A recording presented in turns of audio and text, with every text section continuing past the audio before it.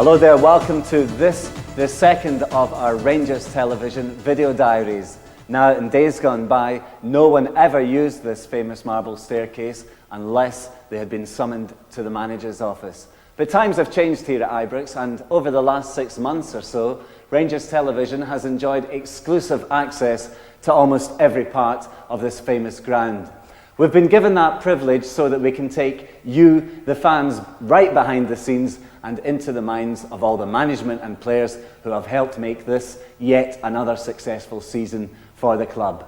Let's start this video diary where our last one left off, at Christmas time. The mood around Ibrox was really good. After an unbeaten run of 8 games, Rangers were sitting proudly at the top of the Bells Premier Division. We were 7 points ahead of our nearest challengers, Motherwell, and they were our next opponents. Even with that 7 points cushion, the mood behind the scenes here was to work even harder than before, in spite of the Christmas celebrations. For most of us, the festive period is a time to relax and enjoy a bit of a celebration with the family. But here at Ibrox, for everyone involved with the club, it's something totally different. Because you see, the festive period means the most intensive football playing period of the year. And that means that all the players, management and staff here at the ground have to buckle down and really do some hard work for these very important games. And behind here are some very important players doing just that. I was wondering when you were going to get I've got some hormone problems, can you help me? No, putting the shorts on. The pants running. Right, because you know what they're like, they'll end up grabbing me by the, you know, I'm not that well endowed, so. This is a real hammer.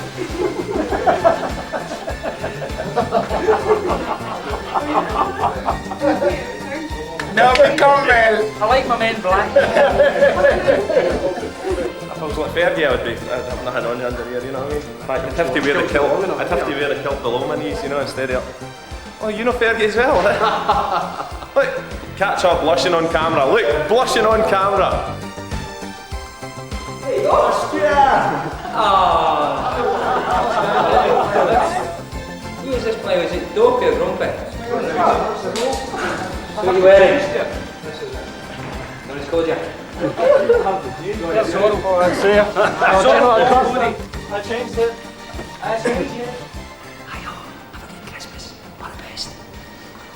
And so with Grumpy's, or should that be Stumpy's, best wishes, it was off to a secret location for a well-deserved party.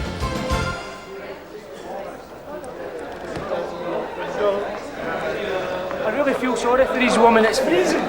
But don't worry, because next time he'll wear his woolly tights. And another man in tights was King Ali McCoy's the first. He was easily recognised as he still had on the same suit that he wore when he collected his MBE. Now, since our first broadcast, Rangers TV has got you nearer to the players than ever before. But sometimes we do know when we've gone far enough. Right, that's you, name out. Well, I suppose Fergie's right enough, because there are some things we just can't show you. This is party time, bye. But then again... Had a meeting, you're all done.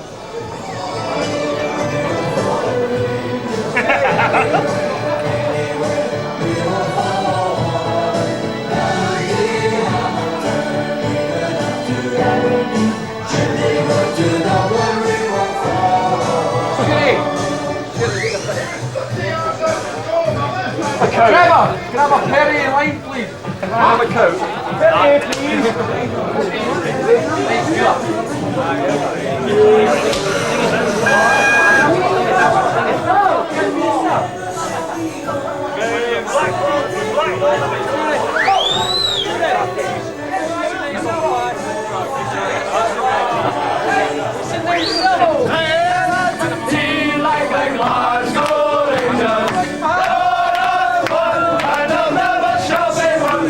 Yes, we all know the words.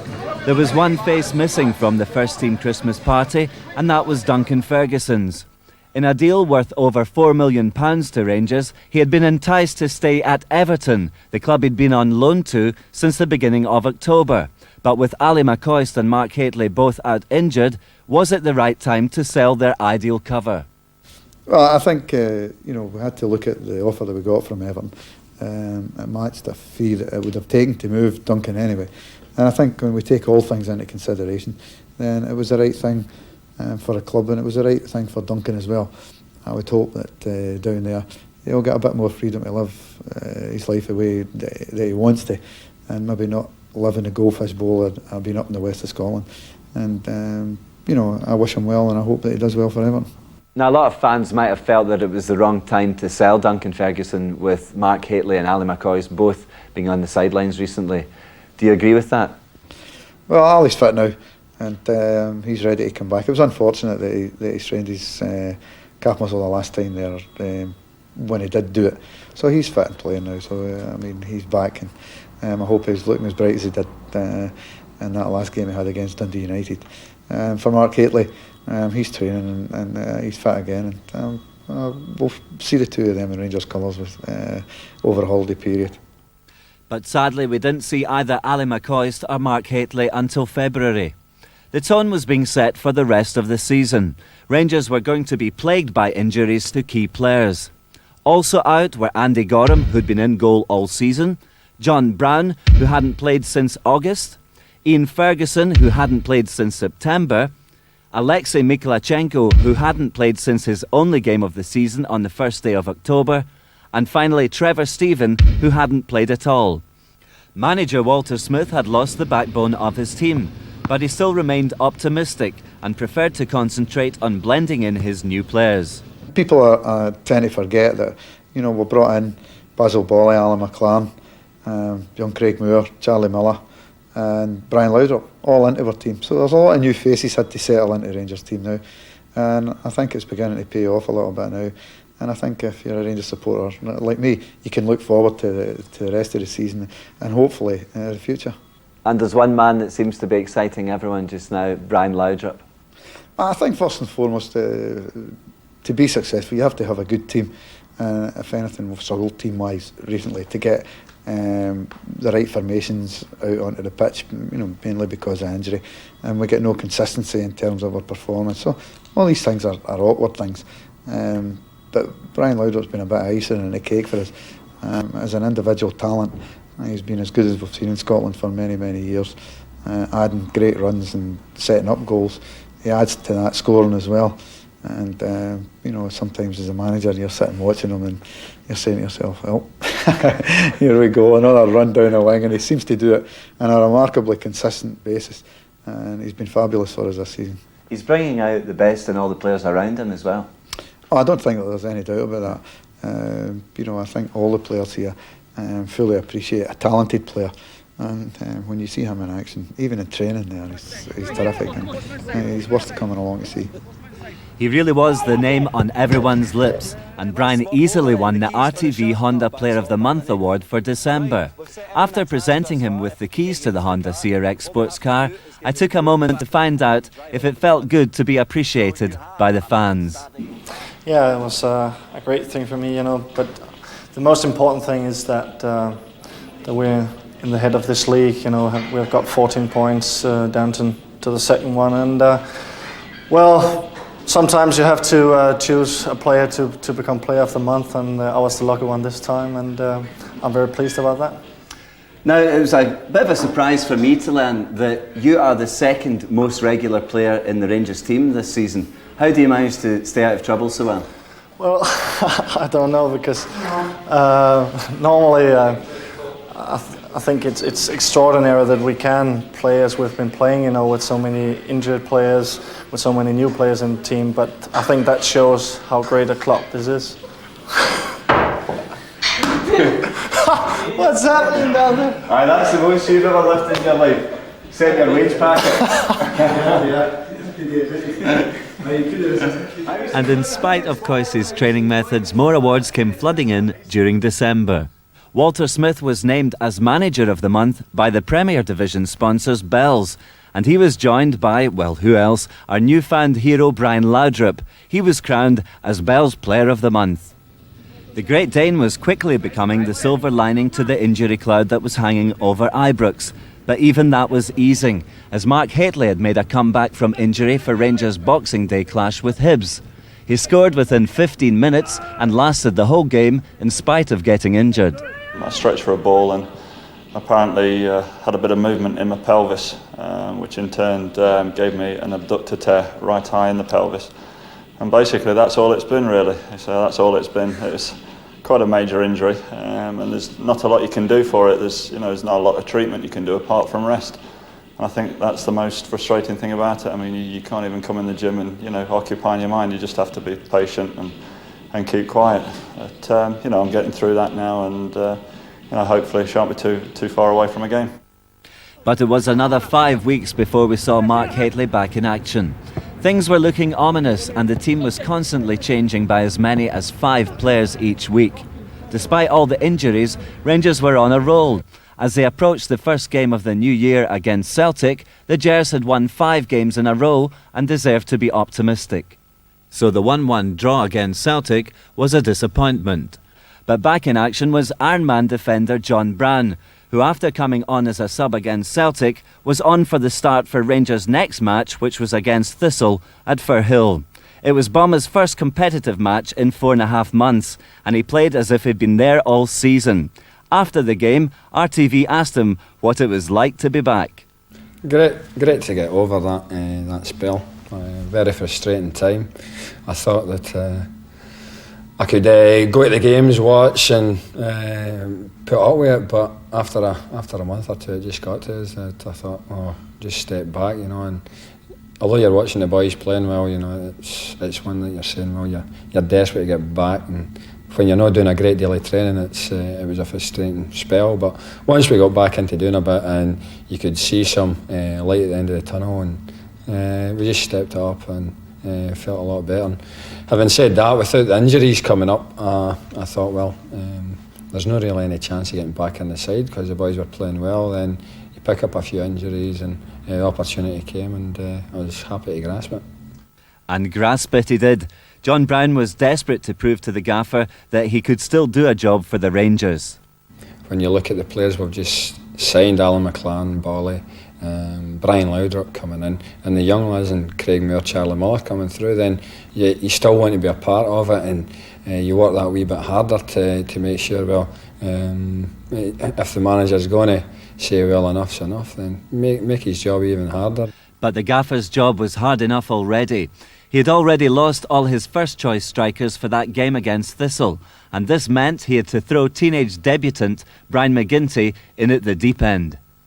We got told on the Thursday we were in the squad, there was 5 of us, but there was a squad of 19, so the 5 young boys obviously thought, well, we're in for the experience just in case somebody else drops out, so it would be the 5 of us left out. But I found out on the Saturday that I was going to be playing when the gaffer announced the team.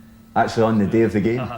But nobody knew because there was 5 young boys, so we just assumed we're in there in case anybody takes no well over on the Friday night, but managed to get a game, so brilliant. What was your reaction to the news that you were playing? I wasn't actually that nervous when he named the team. It was when I went out for the warm-up and just seeing the fans and that, but the players held me a lot. Ian Durrant and Andy Gorham were really good. Andy Gorham and me up warming him up for the game, so that settled me down a bit. And when the game started I wasn't really nervous. I think there's always a bit of pressure on you after you've played with the first team because people are expecting a lot more for you, but you've got to handle it. I mean, I wouldn't say it affects me, that's the reason I've not been playing well. I think it's just a process you go through. One process Ian Durrant wishes he'd never gone through was his temporary loan to Everton. Although he was delighted to be back, Rangers Television asked him if he had felt under a lot of pressure to do well on his return. I had to, because when I'm down there, they probably had their best form now. They opened up a gap in the league, so it was very hard to get back into the team again. And fortunately, through injuries and suspensions, I've got the chance. And Ian took the chance when it came. He was named in the starting lineup for that same game young Brian McGinty had debuted in against Thistle. After the match, Rangers were now 12 points ahead at the top of the league, although getting there had cost Rangers dearly in injuries. Andy Gorham was out after lasting only 30 minutes of his comeback match at Firhill, and the reoccurrence of his calf problem was a bitter disappointment for everyone at Ibrox. Yeah, it was a dodgy one for Andy, I think, with the calf muscle. He trained for 2 or 3 days before the game, felt well, but then you get into a match situation where everything changes. And, unfortunately for Andy, he tore the muscle again. At this crucial stage of the season, Walter Smith was beginning to get frustrated by all the injuries his players were picking up. It had been an amazing 18 months since he could field the same team twice.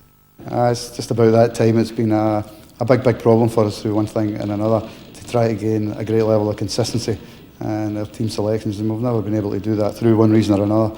So I would hope the spell that we've gone through just now, I can see it coming to an end, and I would hope that from then on, the players who have suffered badly, Ali McCoy, Trevor Stephen, through being out long-term injury-wise, will settle down and will be available for selection week in, week out.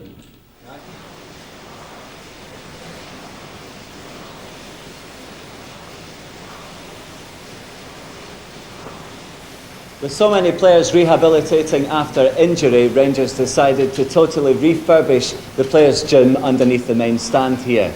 And they have. It's now complete with all the latest state-of-the-art technology in the hope that these machines will help speed up injured players' recovery process. Back on the playing side of things now, and Peter Hostra had finally agreed to sign a lucrative transfer deal that would take him to Japanese club Sanfrecce Hiroshima. It was decided that Peter would play his last game for Rangers against Falkirk at Brockville, and he did. In fact, his last game for the Rangers proved to be one of his best. He capped a fine display by scoring 2 goals in Rangers' 3-2 victory, and it seemed fitting that a popular player like Peter went with everyone's best wishes.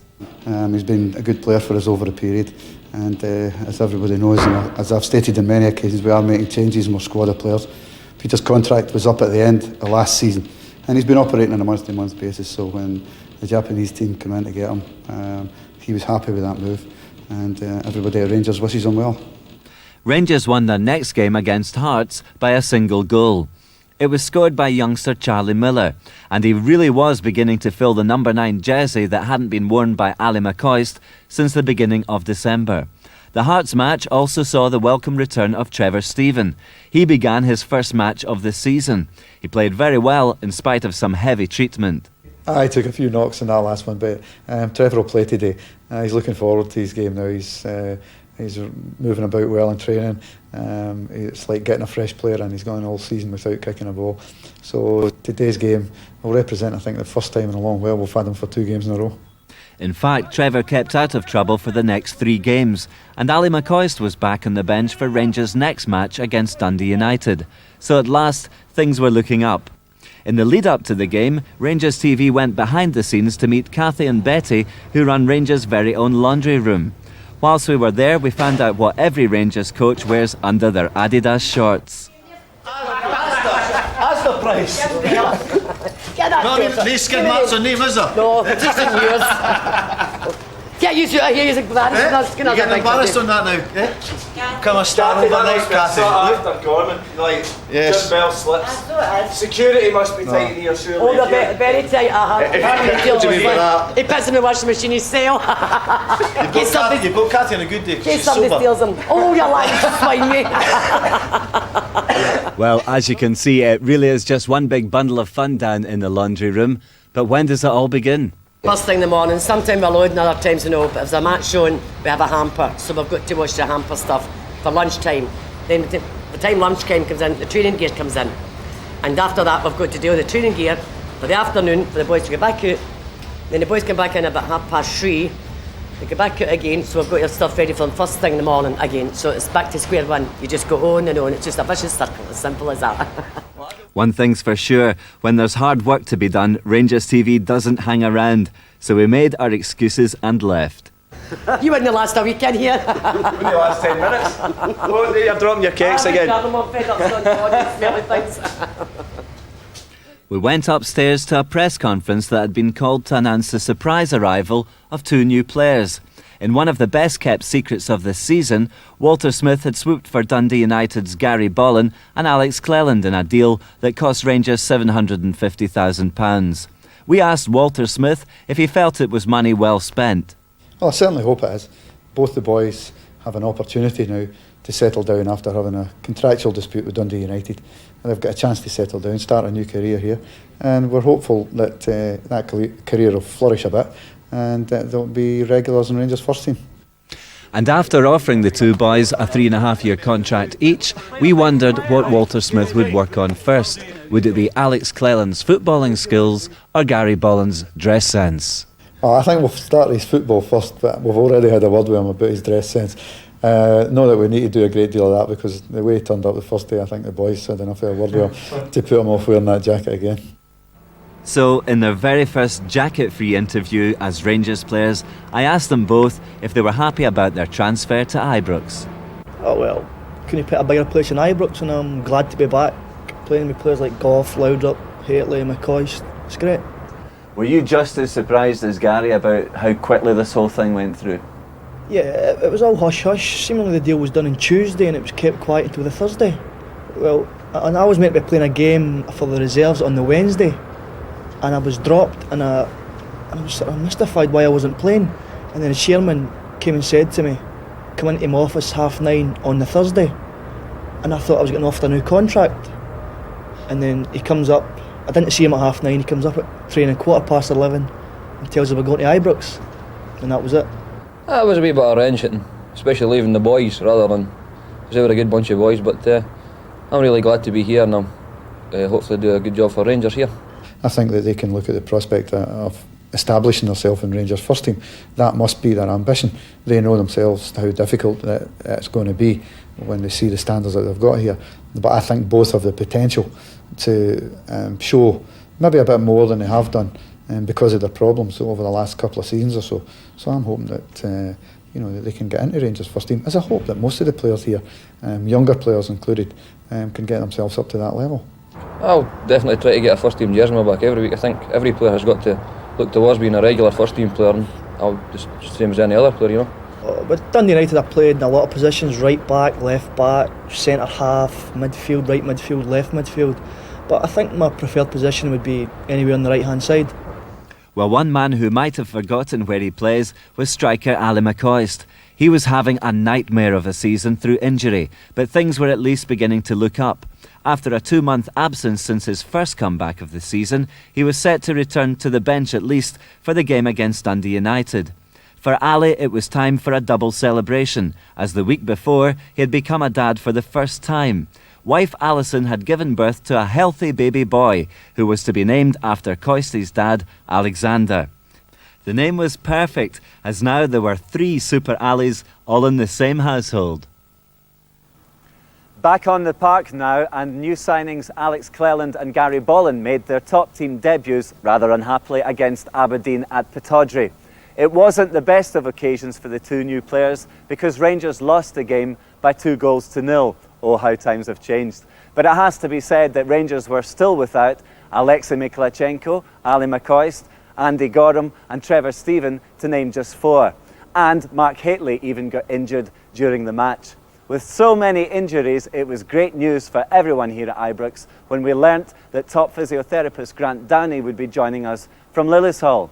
When he got here, his hands were full with all the injuries, but he still found a moment to tell us why he came here in the first place. Well, I'm Scottish originally. I went down to work at the Lillishall, which is one of the national sports centres in England 7 years ago. And having treated a lot of the Rangers players throughout that time I was there, when a job offer came to me, I was quite tempted to return to Scotland. And we're all glad he did, because back on the pitch, an injury-hit Rangers team had been knocked out of the Scottish Cup by Hearts. Playing without 6 of our top stars, we were soundly beaten by 4-2. And for once, Walter Smith couldn't hide his disappointment.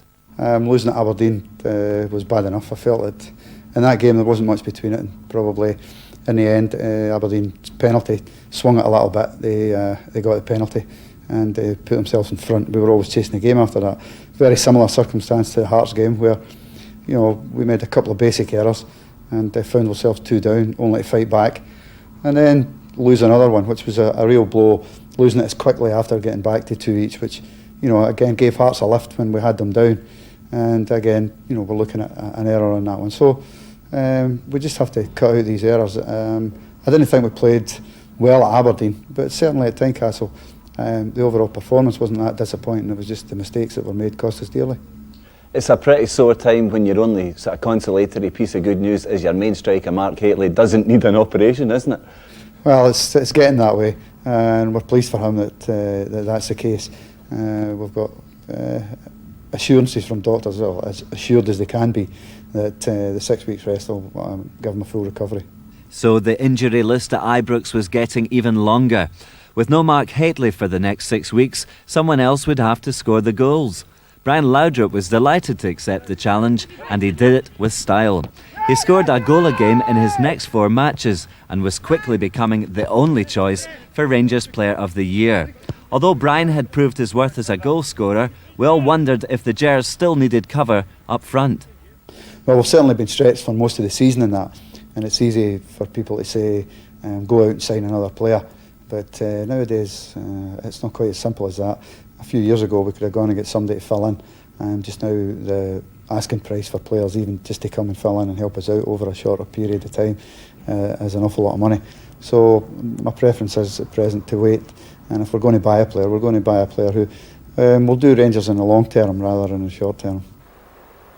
Away from Ibrox now, and Rangers held their 44th annual rally here at the Royal Concert Hall in Glasgow. And as usual, it was a complete success. Both players and fans had a great night out. And club captain Richard Gough led the celebrations with a speech that not only charted his own personal career, but also highlighted his ambitions about wanting to win everything whilst captain at Rangers. If I'd had my way, I would have been speaking before you in maybe 1985 or 86. I think as most Rangers supporters know, I first came to the club in February of 1980. Had a week's trial and was promptly shown the exit door by John Gregg, if he's still standing there. But he'll tell it was a good decision. This is the only way you can't have a word back at me when I'm up here. I carried on my way up to Dundee United. Had a week's trial up there, and Jim McLean offered me a year's contract and a 6-year option. As Gary Bollan and Alec Bendel will tell you. The one good union about my Tannadice days was actually I met Walter Smith, and little did I know that he was gonna have a major influence on my career. Then.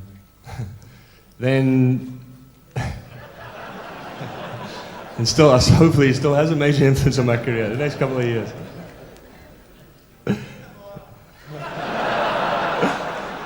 can't keep my quiz quiet for a minute, can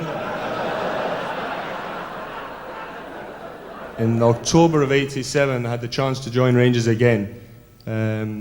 October 2nd, 1987, I signed for the club, which for me has probably been, not most probably, it has been the best decision that I've ever made in my career.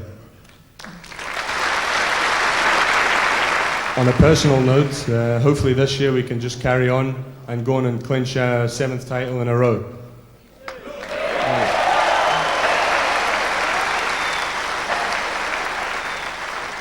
Back at Ibrox, and another press conference was called as Rangers launched their very own credit card called the Rangers MasterCard. Commercial manager Bob Riley told us all about it. This is a very special launch as far as Rangers Football Club are concerned.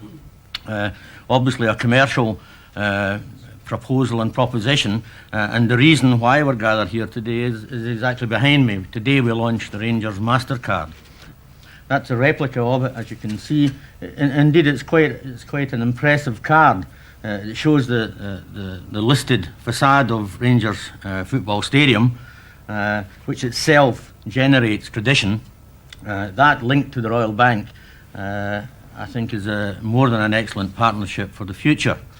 I think that as far as the Rangers fans are concerned, there in fact will be good value for the actual credit card. And remember, it is a credit card. It's a bona fide credit card that can be used in many locations, and there are indeed benefits for the various members of our supporters, or indeed anyone else who wish to become a member of it, which will be identified by our Royal Bank colleagues. This is a new product which we're launching in conjunction with Glasgow Rangers. It's a very exciting product for us to launch today. It's a very good value for money product for the fan. We've got a very low interest rate, 19.9%. No fee for $19.95. And it's got the added feature we are introducing a balance transfer bonus for the fans, so they can transfer other balances from other cards. And over and above that, Rangers have very kindly offered to introduce a free gift for the fans from their audio-visual range. And if you fancy getting a Rangers MasterCard, then you can. Find out more by dialling free phone number 0800 00 1873. Well, from one card to another, and after the Rangers MasterCard launch, RTV tracked down Fraser Wishart, a player who takes little credit for a vital role he plays off the park. In his spare time, he is the president of the Scottish PFA, and I found out just what it is he does to earn that grand title. Most of the time it's taken up, unfortunately, with players' problems, especially recently with there not being a lot of money in the game. Finding players' clubs has been a problem during the summer. We've also had contractual problems which have been well publicised. Players like Gary Boland, who's just joined us here at Rangers, had a contractual problem. There's also the problem with a number of clubs, players get fined almost indiscriminately, and they've got a right of appeal, and so Tony ends up taking these up to the Scottish League Management Committee. So a lot of time is taken up with that, which is, to me, seems a bit of a waste of time, because the PFA should be there to help players and to educate players and to be there for their needs rather than just when they've got problems, you know. Now, your own contract's up in the summer. Are you going to be wearing both hats, or are you Fraser Wishart the player, Fraser Wishart the PFA president? Yeah, but it depends what happens to me in the summer. My contract's up. Whether I get kept on at Rangers or not, I don't know. If I don't get kept on at Rangers, then I'll be the first one in the queue looking for a new club, you know. No other right back will get a club before me, I'll tell you.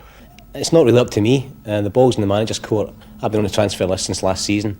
Nobody has come in, as far as I know, with a concrete bid for me. So it really is up to the manager. If he wants to keep me, then obviously you don't want to leave Rangers. I've got to decide whether I'm going to get a chance in the first team, because I don't want to just be a reserve player. There's no point in that at my age, because I'm getting on a wee bit now, you know. 30 next week, my God. And never believe it. I know, I don't look at 35 at least. But it really depends on the manager. If he gives me a free transfer, if he gives me a new contract, then that's when I'll start thinking about it. If you start worrying now, then I'll lose even more hair than I'm losing just now, you know. And happily for Fraser, he still had a full head of hair 1 month later when he decided to leave Rangers after Tommy McLean had swooped to take him to Tynecastle. Before he went, he was determined to thank the Rangers fans for supporting him all along. The greatest thing, I think, being at Rangers has been the reaction of the fans, because right from the first game, I had a great reaction at Newcastle when I ran out, the fans singing my name, and I'd never experienced anything like that before. And the letters I see in papers, the letters I get, the phone calls, the phone-ins and stuff like that, it really keeps me going. And it gives you heart, because you realise that at least when you're getting a jersey, there's 40,000 there who are supporting you, and it's been great. Ironically, just before Rangers sold Fraser Wishart, they lost another fullback through injury. This time the Ibrox injury jinx had claimed Davy Robertson. He was injured during Rangers' superb 3-0 victory over Kilmarnock. Having now lost our in-form fullback, the question on every fan's lips was, why do Rangers suffer more injuries than anyone else? I think there are a number of factors. There's not one particular factor, and I think it's something that Grant and myself are looking at, and hopefully in recording injuries and the type of surface that the players are playing on, we might get some clues. Grant, if I could throw that to you, why so many injuries here at Ibrox? I would certainly say the majority of injuries I treated at Lillishall from the Rangers players were not preventable. They were due to contact injuries, overuse sort of problems that will always occur. However, since coming here, I have spoken in detail with the manager, with Gordon, with the coaches, and we are looking at all aspects of training, of diet, of rehabilitation, so no stone will be left unturned, and we'll make sure that any injuries that do occur are those that will occur as a result of playing football rather than preventable ones. That's a question we get asked by a lot of people about changing his training methods, but the training we do is very relaxed and it's not very high tempo, it's all relaxed. It's, people say we should stretch more and things. I think it's just the speed of the game now and the amount of games that we've been playing over the last few seasons. You carry strains into certain games and they obviously little tears get bigger, and I think because players just want to be playing all the time, they carry little injuries into games when they shouldn't be playing. I keep reading the newspapers players mentioning the fact that they played really well against Rangers and they've not played so well since. There's about half a dozen of them said that this week, and that's what we're up against all the time. So the games are maybe a little bit more physically demanding playing for Rangers, and there's been a lot of unfortunate knocks this season to players like Davy Robertson, who had a plate in the side of his foot and he's had it there for 5 years and he just took a kick on it and it's moved slightly, so he has to have that have that adjusted. Things like that haven't helped us. And we have Ali McCoist, Andy Gorham coming back from serious injuries and taking very minor injuries that's keeping them out and not enabling them to get a run of games together. We've had to encounter all that kind of thing. At the moment I'm carrying a little injury myself, which is just my Achilles tendon. So we've been doing a lot of swimming Monday to Friday really. I'm just training on the Friday and then playing the Saturday. And it's like an injury that if we just ran on it, it'd get gradually worse and flare up. So we've been swimming and Mr McCoy and myself have been challenging all comers. We've had all the young lads have been challenged at swimming, and the penalty is to whoever loses to them to serve as dinner. And we've seen off everyone at the moment. So they go up there and get the penny on at the kitchen and bring us the dinner to us and things like that. And so we're known as Marine Boy and Aqua Boy at the moment. It's good. If the weather gets any worse, you could be useful to have that skill out in the back. Well, that's right. If any games get called off with a waterlog, I think me and Coy will go out there and show a wee bit of football. But no, it's hard work. Grant, the physio's got us working very hard. It's not just about swimming. It's all stamina and strength, ball work, even in the pool, heading competitions. A little bit of fun at the end of it, but it's all hard work and it keeps you fit. You treat people, you don't treat injuries. I mean, you have to understand the physical, but most importantly, the mental makeup of the individual. And when people have, say, for example, long-term injuries, in a club environment, it can get rather depressing when the team are going out playing and that person isn't. So we do spend time talking to the players too, trying to get them to understand what we're trying to achieve so that they'll put their maximal efforts into it. It's a nightmare for people like Andy Gorham, obviously Alan McCoy. They've come back and they come back and they get a different injury. Andy's been out a long time now, as has Alan McCoy. But they work hard and they get themselves fit, and hopefully they'll be back soon. Obviously people like Mark Haitley, David Robertson's now out for a wee while, and it's depressing for yourself when you miss much of the season. When you follow a structured rehabilitation programme, of which Andy did, there comes a time where a person has to step up that level of work and perform what I call uncontrolled activity. He had been able to train with his goalkeeping coach as per normal for the week previously to that, so the next logical step was for him to play, and so therefore following that logical programme, he was right to play. Now in hindsight, people will always say he shouldn't have played, but when you're in the situation that he has followed a logical programme and hit every step without a problem, the next step was to play. In hindsight's a great thing. Do footballers in general push their bodies too far? I hope, certainly don't here, because that's one of the reasons we're here too. We, if you see us working with the players, will see that we work them extremely hard, because to play professional football is physically very demanding. But what we make sure is they follow quality programmes rather than quantity. So it's not a matter of being able to run for 6 miles and just cycle and swim. A lot of people think that's all we do with them, but we don't. Every programme is structured for the individual to ensure that hopefully they get back to their previous standard. Well, one player whose standards had never dropped was Stuart McCall. As our most regular performer of the season so far, he was the fans' choice to be Honda Player of the Month for February. I picked him because I play the same position as him, and I just hope that one day I can play the same way as him. Nice compliment, Stuart. Yeah. So they're the keys. They are the keys. Desperate. This guy is desperate. All right, get your hands on the keys. Great. Alan, remember what I said when he says if you voted for me, I get your shirt, a signed shirt. That's why you voted for me. You've got to have a signed shirt. That's for you, Paul. Well, with Stuart McCall, blackmail always works. The midfield maestro really enjoyed getting the keys to the Honda CRX sports car, and being Stuart McCall, he's celebrated by, once again, leaving his mark.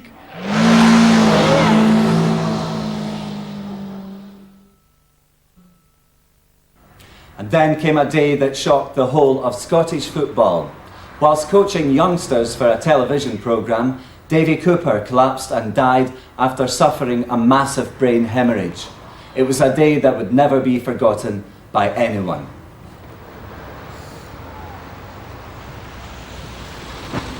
When Davy Cooper signed for Rangers in 1977, he immediately became one of the very few star players that could pull fans out to see him week in, week out, even in weather as bad as this. It's been a total shock for all of us in Scottish football to learn of the sudden tragic death of Davy Cooper. And I feel that maybe too often footballing legends are all taken for granted until they're no longer able to display their unique talents. But in Davy Cooper's case, I know here at Rangers, we all did appreciate him and will never forget him.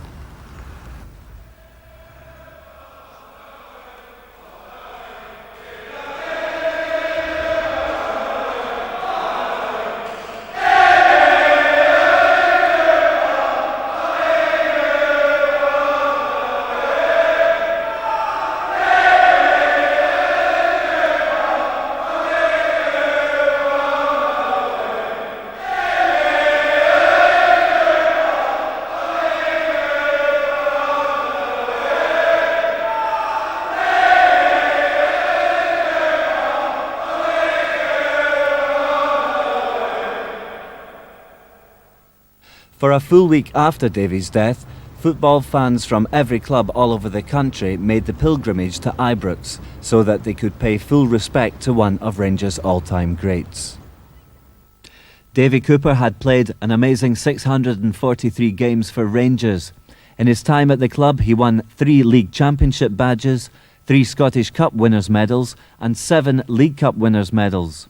He was also a star for Scotland, representing them 22 times, of which 20 of them were during his time at Ibrox.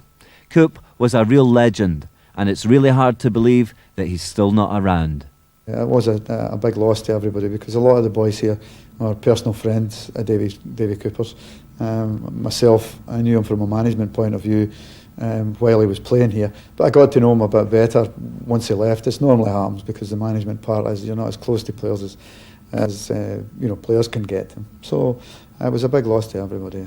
We played a youth team game at Aberdeen and there was 6,000 people there and a minute's silence was strictly observed, as it was at Tannadice last week.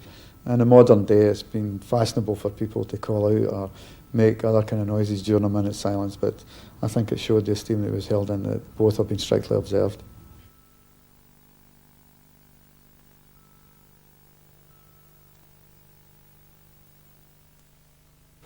Back behind the scenes now, and reserve team coach Billy Kirkwood announced to the press that he was leaving Rangers to take up the manager's post at Dundee United. Always a great entertainer, he would be sorely missed by all of us here on Rangers television. But the biggest sense of loss was being felt by his fellow coach and good buddy, John McGregor. Of course we'll miss him. We will miss him. Everyone at the club will miss him.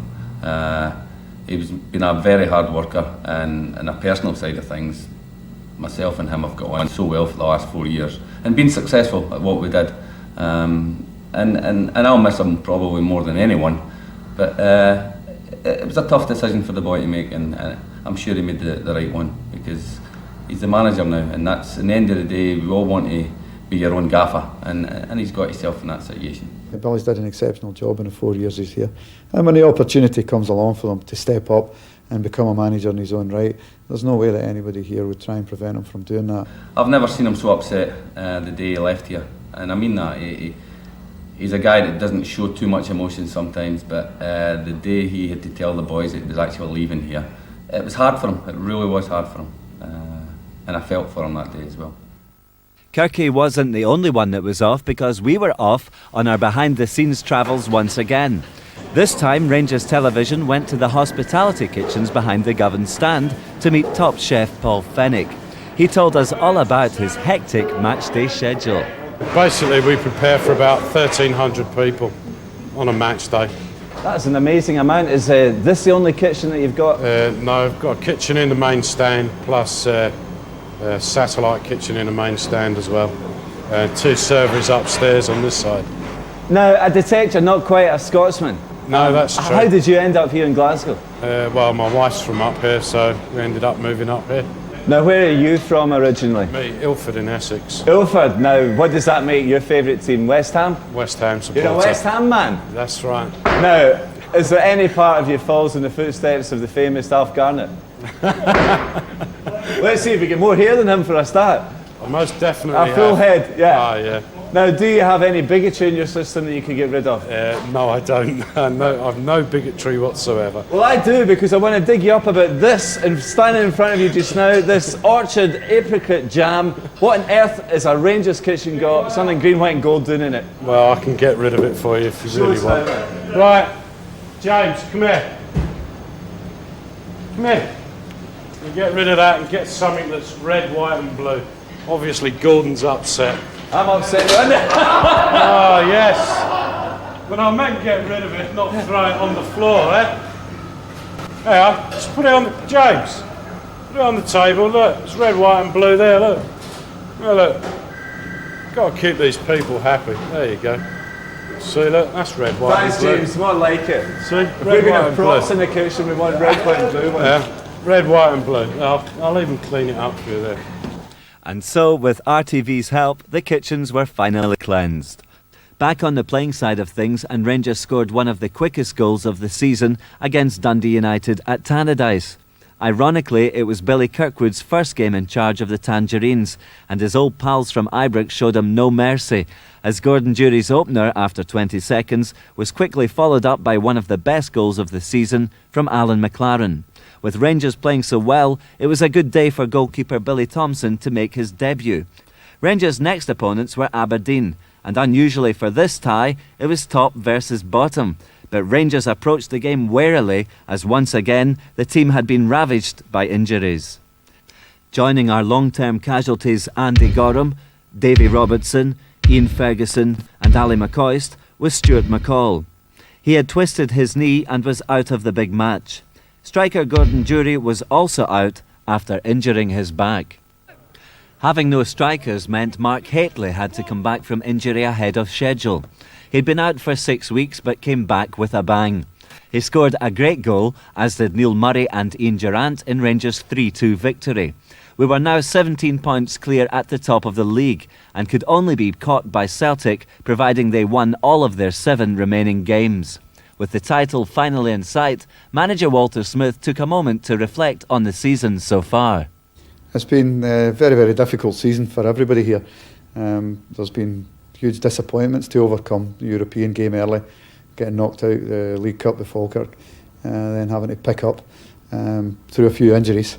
And I felt that during this season, October, November, December time, we played very well, which is the time of the season we've managed to get the gap that we have at the top of the league at the present. But I felt we played some really good football then. Since January, it's all been very much bits and pieces. We've had the occasional win, we've had draws, we've had a couple of defeats, knocked out the Scottish Cup with Hearts, which has been very disappointing. But through all that, I would hope that everybody would realise that it would be because of the lack of consistency in terms of selection that we've had to go through these problems. So I think that it speaks volumes for a lot of the players that have played throughout the year, the Stuart McCalls, the Richard Goffs, Brian Laudrups, that they've managed to play at a consistent level and keep us where we are at the present moment. After the Aberdeen game, I waited around to present man of the match Ian Durrant with the keys to the Honda CRX sports car. The car was his reward for being our Honda Player of the Month for March. He really was showing his best form of the season, and he was loving every minute of it. I like playing against Aberdeen. I think that most of my better games come against Aberdeen, so hopefully I wish I could play them every week. I've enjoyed the last month or so now. It's been really good now getting my form back and showing people what I can do, and hopefully from now to the end of the season I can do it. And I can tell you now he did. Meantime, there was more news happening on the commercial front. On the 14th of April, Chairman David Murray announced to the press that he was about to make Ibrox a bigger and better place for football fans to come and see Rangers. He was going to take out all the multicoloured seats and replace them with blue ones like this. And he was also going to fill in the corners between the Broomloan, Govan and Copeland stands with both seats and large screens so that you can see Rangers TV from inside the ground. This really was a dream come true for the chairman. Ibrox would become a 51,000 all-seater, all-blue stadium. And as you can see from these fantastic computer images, it really is going to be our blue heaven. Along with his plans for our blue heaven, Chairman David Murray launched a second scheme which he hoped would help bring top-class players to Ibrox. Called Ready for the Future, it was a personal request from David Murray for fans to donate £399 each towards a reserve fund which would be used exclusively to bring people like Brian Laudrup to Rangers. He felt that this was an essential scheme if Rangers' footballing ambitions were to be realised. Football's a changing game. The average price per game per ticket for a typical Rangers supporter is £8.32 per game. We're having overheads of £17 per person per game. So we need to look for added ways. And as we come to the end of this, not only season, but financial year, we've broken even as a club. We've not made money, we've not lost money.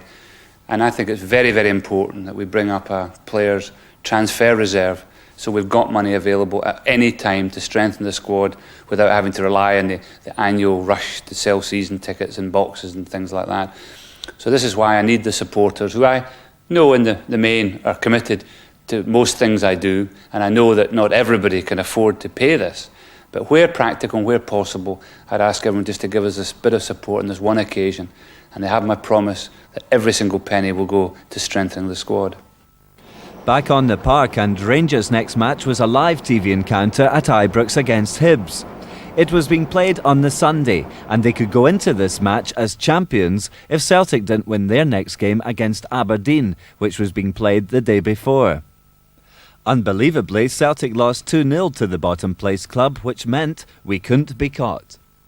And so, with Celtic's help, we'd won another championship, our 7th in a row. And all of a sudden, beating their record of 9 in a row doesn't look impossible, does it? The trophy's away getting engraved just now, but before it went, I asked team manager Walter Smith if winning the 7th trophy was just as sweet as winning the first.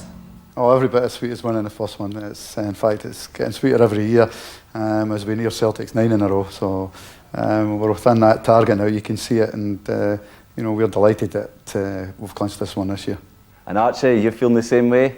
Well, I'm only here for 4, so I've got a bit of catching up to do. I mean, I'm well behind in terms of championship, so I'm looking forward to my 7th in a row. I think when you've gone through a whole championship campaign with 31 players up to now, we've used in the first team, then that speaks volume for everybody associated with the club. It's been difficult. We've had top players out with injury for a number of games this season, and obviously you miss them. We've had Ali McCoist out for the whole season, so you're obviously going to miss these players. So I think it's a tribute to all the ones that have played this season. Walter, we spoke to the physios earlier on today. Their job seems to be getting more important each year. Oh, without a doubt. Grant Downey just came to us just after New Year there, and he's made a big difference in that department, and it's running quite smoothly now. So we've found that necessary with the amount of injuries we've had especially this year, but over the last couple of seasons. And now we have one of the best people, I feel, involved in that department. And although they can't prevent injuries, I'm just hoping that in the future we won't have as many as has been keeping them busy in the last few months. And so, in spite of all the injuries, Rangers were deserved champions once again. The team celebrated in style after rubbing it in with a superb 3-1 victory over Hibs.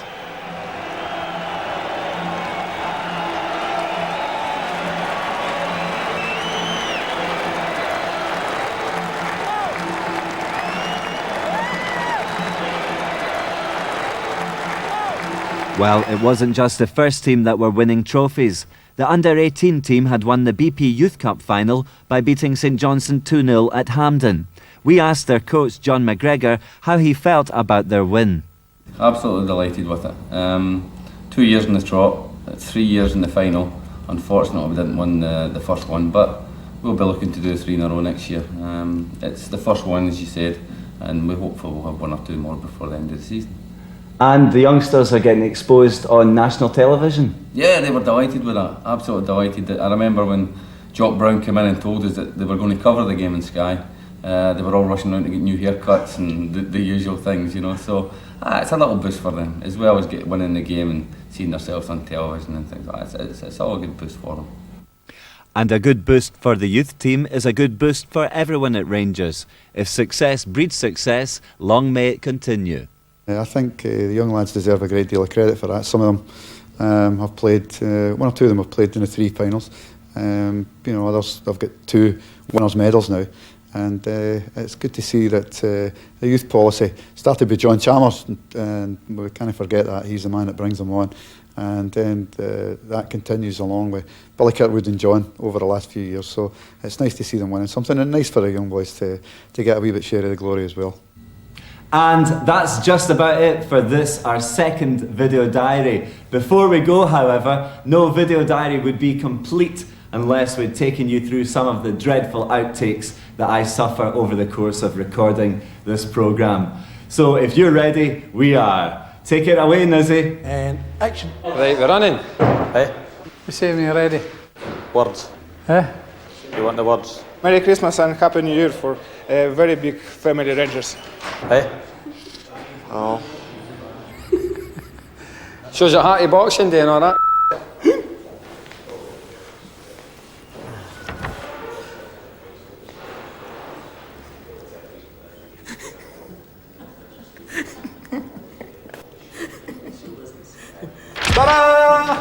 Fuzzy Wuzzy was a woman.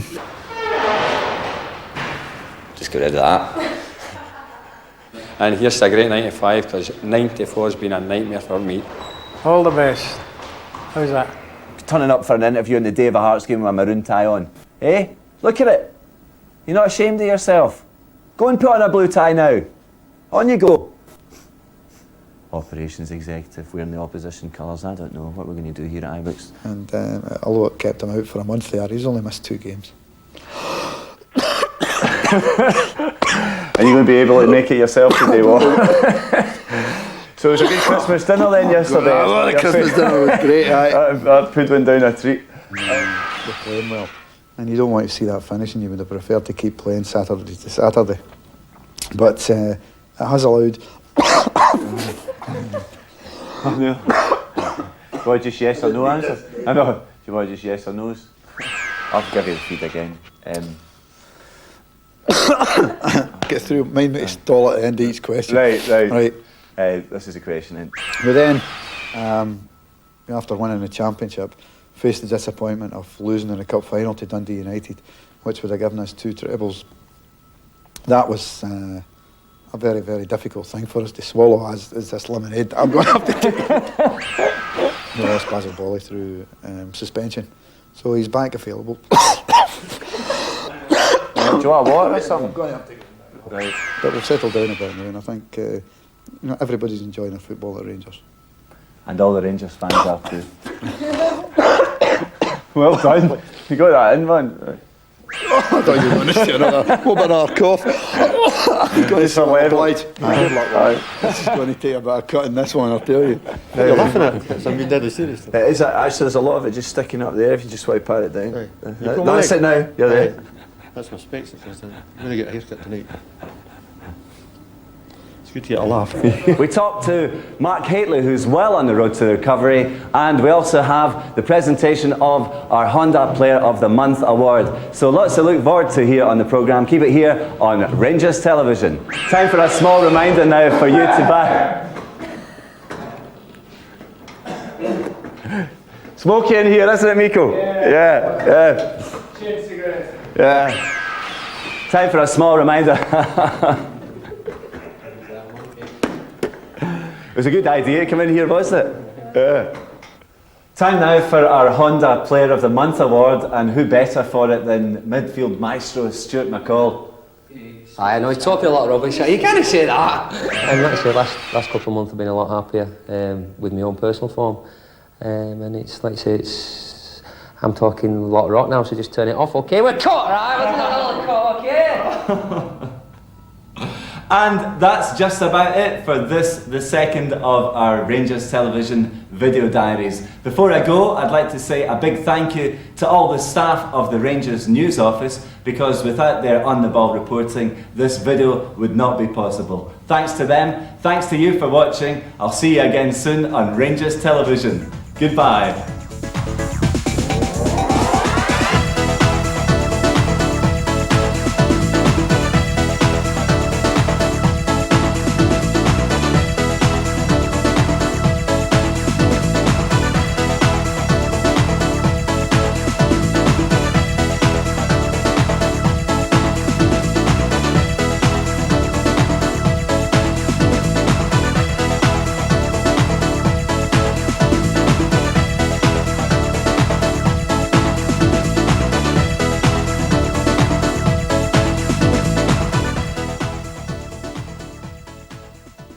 Bit of a programme, isn't it?